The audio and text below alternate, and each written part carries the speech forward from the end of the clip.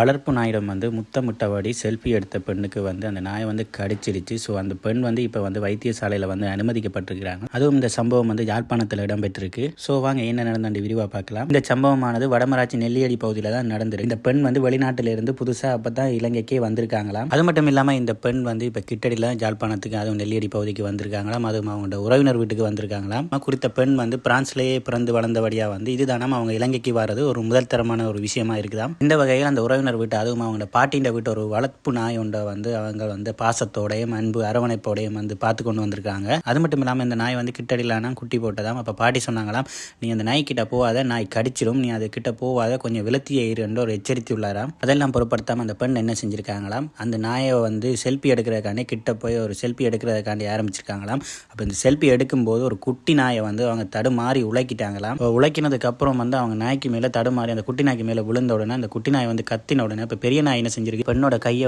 கடிச்சிருச்சு. இதனால அந்த வேதனை தாங்க முடியாமல் அந்த பெண் கத்தி இருக்காங்க. அப்போ அவங்களோட பாட்டி உறவினர்கள் எல்லாரும் அந்த நாயை விரட்டி இருக்காங்க. அது மட்டும் இல்லாமல் அந்த பெண்ணுக்கு ஊசியும் போட்டிருக்காங்க. ஸோ ஏனென்னா அந்த பெரிய நாய்க்கு ஊசி போடலையாம். அதனால் அந்த பெண்ணுக்கு ஊசி போட்டு உடனடியாக வைத்தியசாலையிலேயே அனுமதிக்கப்பட்டுள்ளாராம்.